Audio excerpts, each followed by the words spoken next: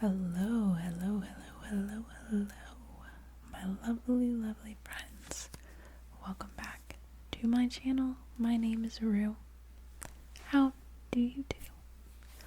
We're gonna soft whisper today, I think. And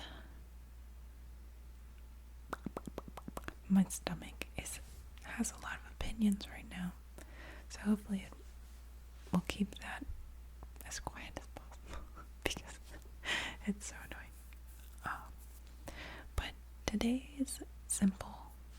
We're keeping it simple. We're gonna tap on some books because I like tapping on books, okay? You got a problem with that? Too bad. Oh, and I'm trying a different windscreen to see if it makes any difference in the sound. I can't tell the difference right now, but let me know. Let's tap on some stuff. So, first, we got this little workbook. I'm whispering again. I said I was gonna soft speak. Okay. Learning Japanese. Hiragana and katakana. I'm probably butchering this, so I don't actually know how you're supposed to say them, but I went through a phase where I was just really obsessed with Japanese, the Japanese language and culture and country and stuff. So I bought some books related to language. And I am not an expert at all, just FYI. But Japanese is really difficult to learn if you're an English speaker because it's just so different in the scripts. There's like 3 separate scripts you have to learn. There's the hiragana, the katakana, and I feel like I'm saying that like a Spanish speaker. I'm learning Spanish right now. That's like my main language that I'm learning. I haven't touched the Japanese stuff in a while. And then there's also the kanji, which there's a lot of kanji. And I have a kanji book over here that I'll show you, but this is just teaching you these 2, which are more, you can memorize them, I'll say that.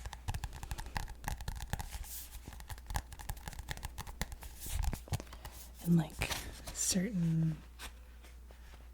each character has like a certain sound associated with it. But it's supposed to teach you how to write the different script and like shows you the different strokes you're supposed to take and what the sound they make is. And that would be kind of fun to do like a video where I was like writing the different symbols. I haven't actually written in here because I don't know, I have this weird thing about like not writing in books. Even though you're supposed to write in it, but so what I do is I was practicing in this notebook.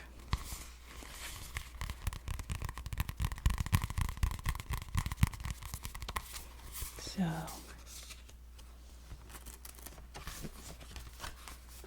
I would just repeatedly write the ones that I was learning, and I'd have like the sound they make over here, and I actually was pretty decent, or I learned quite a few of them, but honestly I forgot them all now. This was last year, but I was quite obsessed.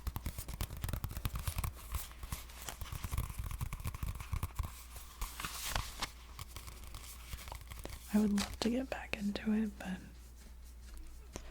I don't have the energy right now.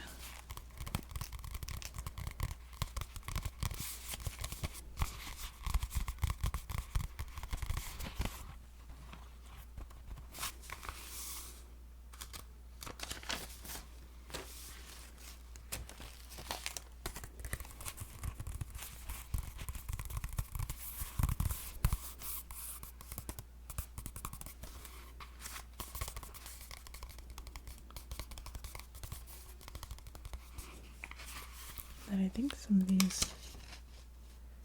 are words.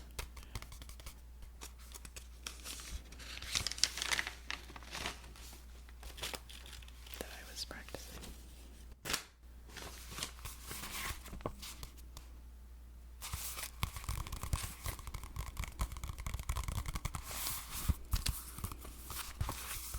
But I would like come home and like as we were watching TV or whatever, it'd just be like just repeatedly writing these. And I would like do them at work, like whenever I had freedom. I really love the idea of learning a language. I just I'm doing pretty okay in Spanish. Okay-ish. Like I've learned a decent amount. And I took it in high school. But I am definitely not fluent in anything other than English, so would love to change that, but we'll see how it goes. And so this is the book of kanji. It's rather large, and I'm sure it does not include all the kanji. But like with kanji, it's just more or less memorization. Like I'm sure there's some tricks, but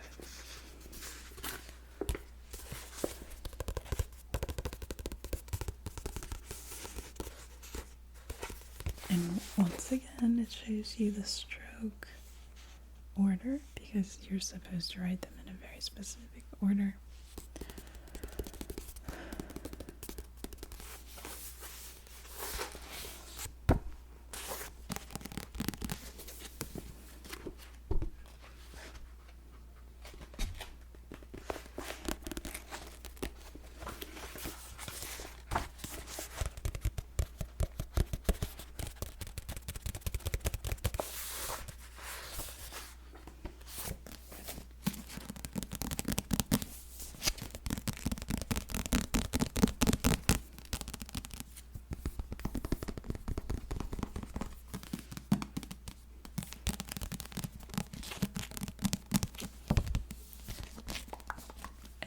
I haven't even touched like even the basics of this language. It's really complex, and it's like a completely different grammar setup than English, so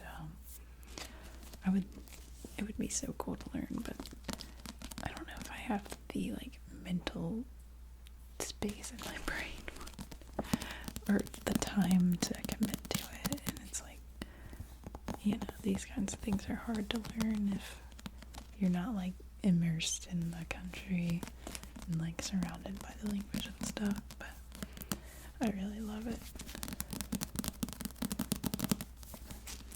And then I also bought, as I was like obsessing over this, I bought the first what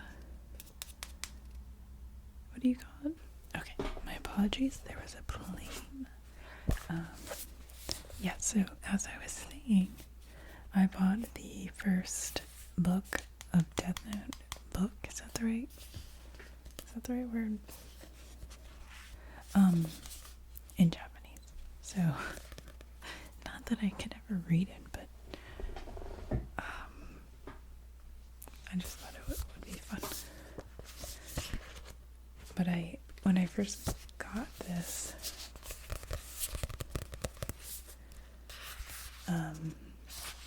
there's like an app called Google Translate, and you can like take pictures of other languages basically, and it'll translate it. And so I would just like point it at this and see if I can understand what they're saying. It's kind of a janky app for stuff like this. It would like hop between different like words and phrases and stuff. But still pretty cool. It would be very cool if I ever could read this, but that's very unlikely.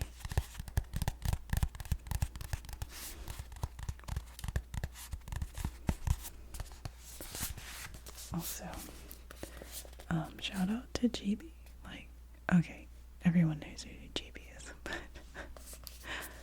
I've never really I was never really into like anime or anything. But she would always have videos where she would talk about Death Note, and so I was like, I want to watch it. So my he was my boyfriend at the time.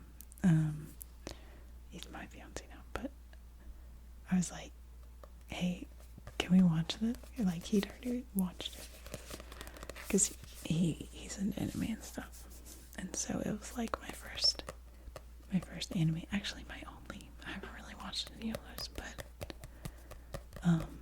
it's good.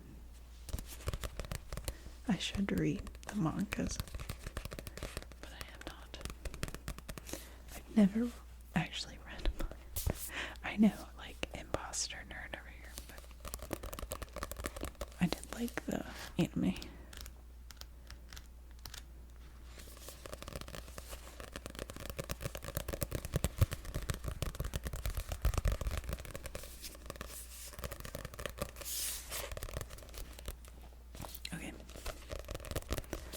Move on from the Japanese language, shall we? I spent a lot of time on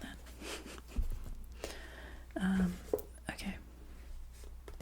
Let's do a hardback book.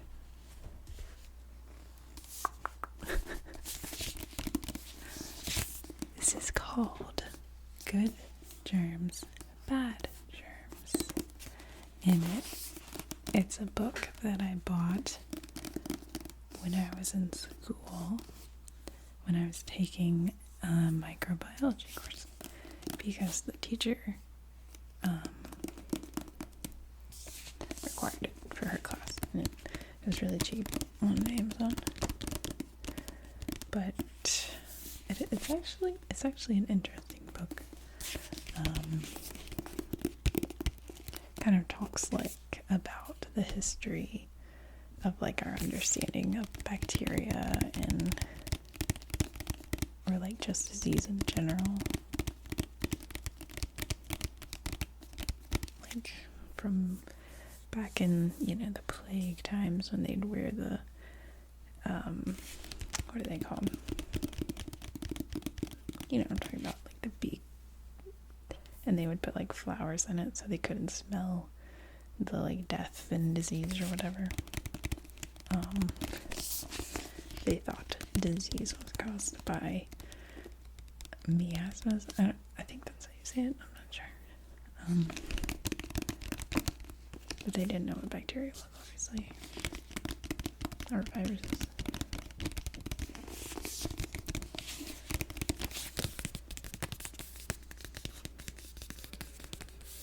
And then it's talks about like how we figured out what bacteria was, and then we went a little overboard on trying to kill them all, and then we realized like they are slightly necessary for our survival also.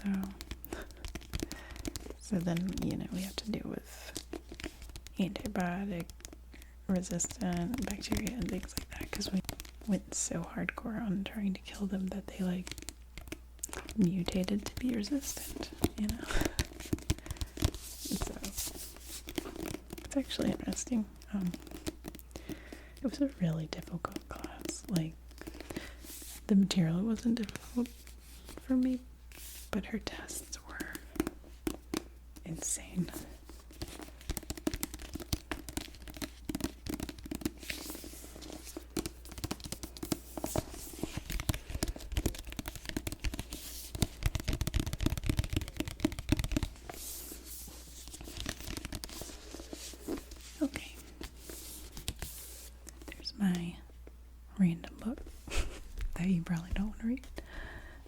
then lastly, the last book I have, this is really random assortment.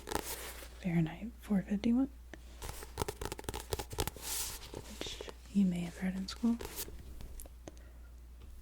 I think it's kind of a difficult book to get through, maybe. But I really liked it. I like the dystopian sort of books.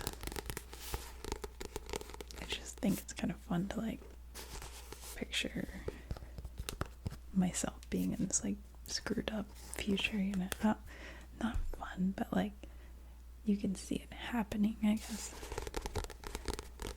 So you can kind of put yourself in the story and be like, wow, that's kind of messed up.